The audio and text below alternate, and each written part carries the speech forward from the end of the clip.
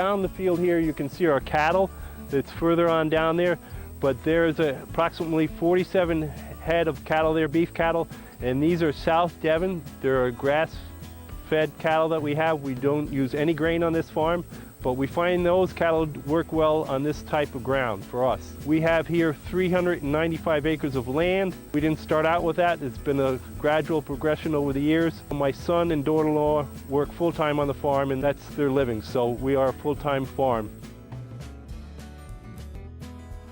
I don't want my system to be too bacteria dominant, and I don't want it too fungal dominant. I want balance. And we can move it this direction and this direction by using the plant and the cow.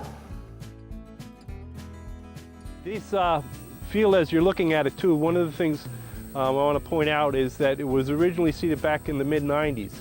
It had started to peter out, and then for 2 different years we bale grazed it in the wintertime. Then we're really doing a high stock density grazing, something that Jim Cherish always talks about doing, and we try to follow a lot of the stuff that Jerry Bernetti practiced too with the soils. We do take soil samples and try to keep everything up to snuff, but we're really relying pretty much on the cattle to improve the ground. Anything, once your soil is healthy, you do things in balance.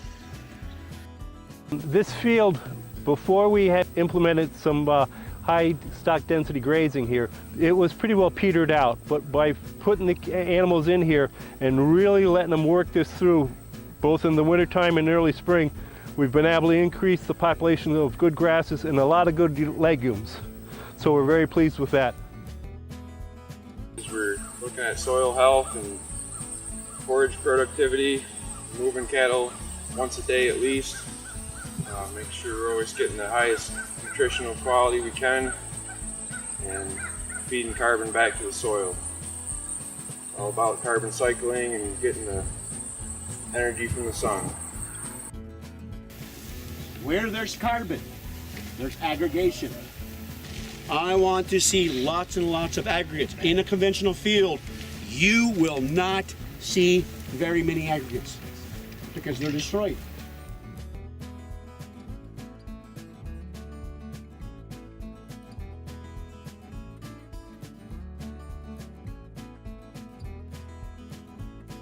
Two days ago, we had 47 animals in about 1.5 acres here. We leave them in here approximately 24 hours before we do the next move.